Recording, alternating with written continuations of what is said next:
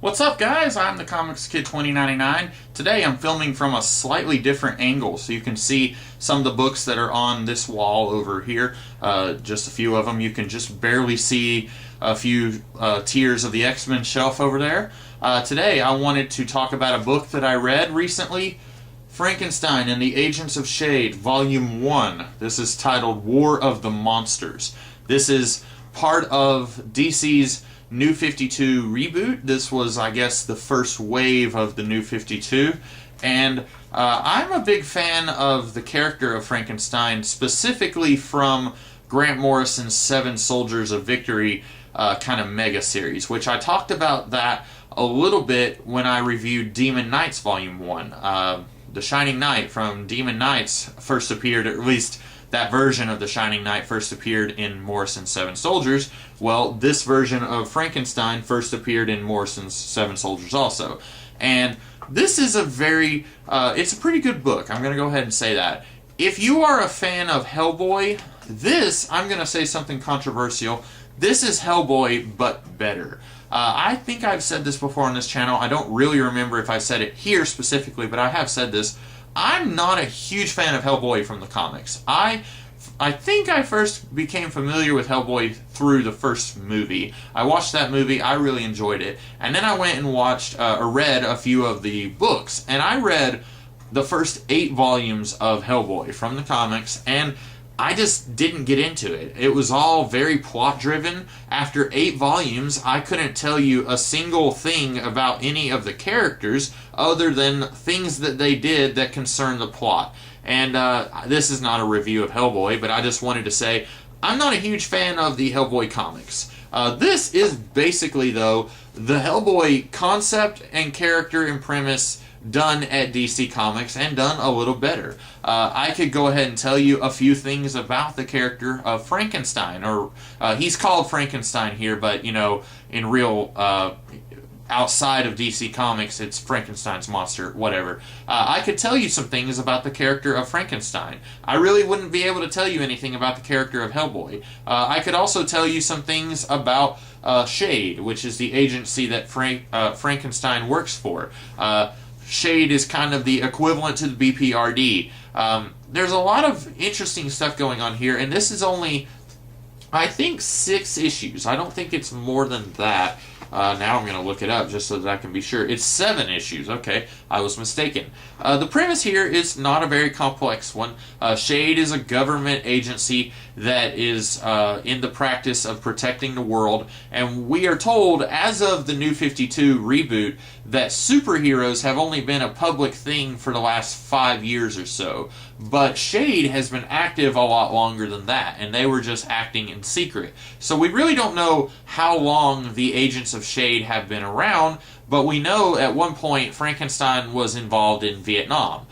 So it's kind of a premise that's very ripe with a lot of possibilities. You can tell any number of stories. You don't have to be hamstrung by this new edict that superheroes have only been around for 5 years, because S.H.I.E.L.D. has been acting in secret, and they are a covert government organization, so naturally they don't have to be only active within the last 5 years. They could be doing stuff 50 years ago, and since they're a government organization, it's expected that they would be covering their tracks. So there's a lot of different possibilities for interesting stories here, and I'm very much looking forward to reading future volumes to see kind of what's done there. As far as the character of Frankenstein, he is very similar to Hellboy. I know I keep coming back to that, but he's kind of grouchy.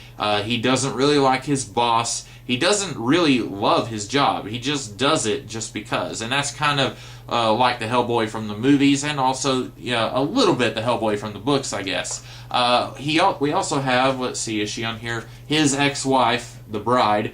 And she's a very interesting character. I actually wish that she would have her own series, because I find her to be a little bit more interesting than Frankenstein himself. And also, you know, Frankenstein had his own 4 issues that he was spotlighted in way back in Morrison's Seven Soldiers run. So I was wishing that when DC did their New 52 and they had 52 titles that they were launching with, maybe instead of doing a story focused on Frankenstein, maybe they could have done a story focused on the Bride.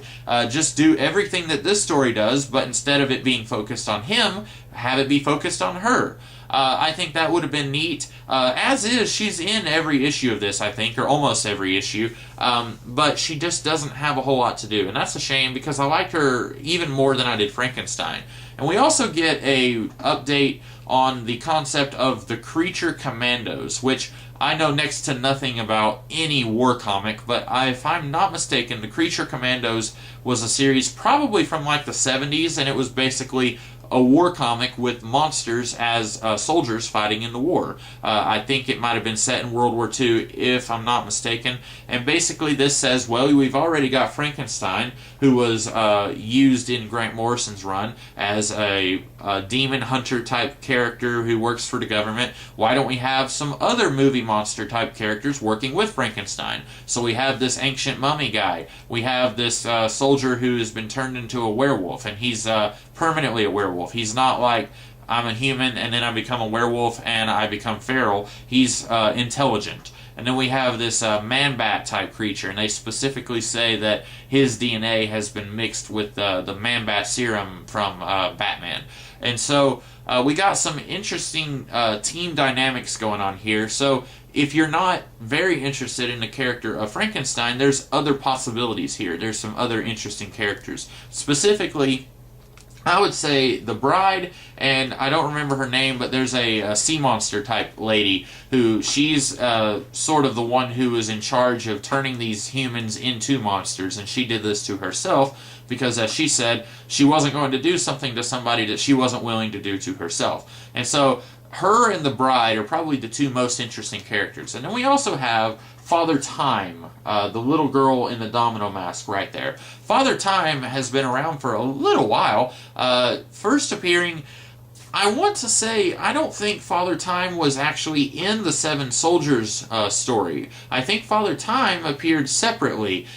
He was like an old man with a gray beard, gray hair in, what was it called? The Battle for Bloodhaven story. Father Time was in that, and then later there was a Uncle Sam and the Freedom Fighters miniseries that spun out of the Battle for Bloodhaven miniseries, and Father Time was in that, and he is kind of sort of like Doctor Who in that he reboots his body every so often. So like he was an old man with gray hair and stuff in the Battle for Bloodhaven, and then he became a black guy with like a derby hat, kind of looked like if Samuel L. Jackson was playing John Steed from the Avengers TV show. And now, Father Time is a little girl who, for some reason, is wearing a domino mask. I don't really understand that.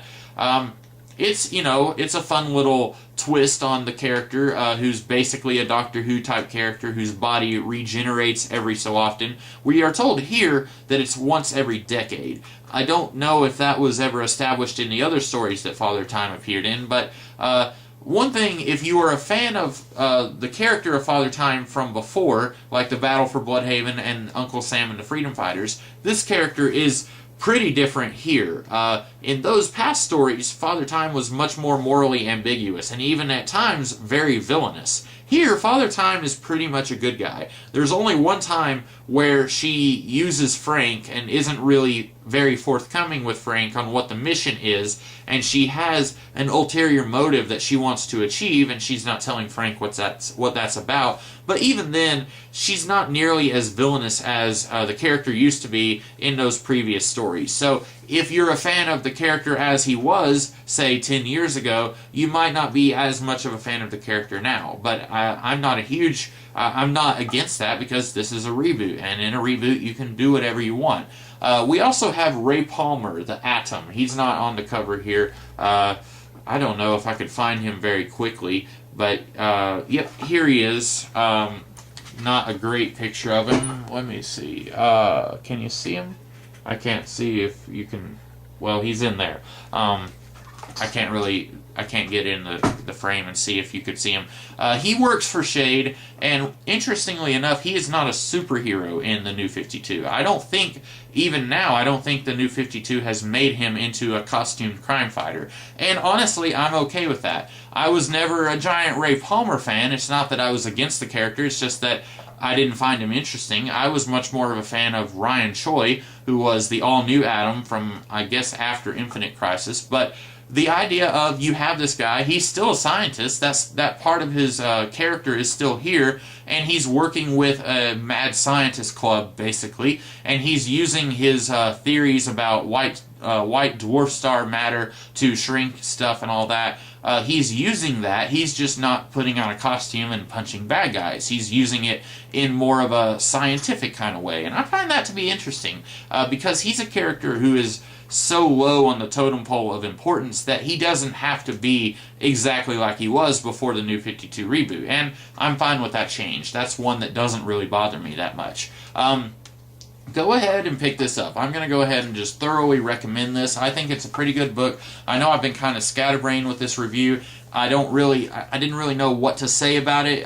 It's a fun little story. Out of all of the stuff from the New 52, I'm quickly finding the stuff that I like the most, for the most part, is the stuff that's not really A-list. The stuff that's kind of C or D-list. You know, Demon Knights and Frankenstein and the Agents of S.H.I.E.L.D., those were characters and concepts that existed in some way or another, but not in the way that they did when the New 52 started. And as such, it seems to me that those stories got to kind of go along unmolested. They didn't have to have editorial interference coming in and ruining something, which I've heard a lot of stories about various creators working on books like Superman or Justice League, and they have certain ideas that they want to do, but then the editors come in and say, no, you don't get to tell the stories that you want to tell. You have to tell the stories that we want you to tell. And with these lower level books, it doesn't seem like they had those problems as much. And so I'm a big fan of that. So I will continue to buy volumes of this series. I don't know how long it lasted. I'm pretty sure it's not going on now, but I'm curious to see what happens next. So if you're a fan of like lower level characters like that, kind of quirky science fiction-y horror stuff, it's not very horror-y. It's more like 70% sci-fi, 30% horror. If you're a fan of that sort of thing, then I would suggest that you pick up Frankenstein and the Agents of S.H.I.E.L.D. Volume 1, War of the Monsters. That's all I have to say about this book. I hope that you guys enjoyed this review. If you did, be sure to like, share, comment, and subscribe. And I will be back tomorrow with another kind of review. So I will see you guys later. Have a great day.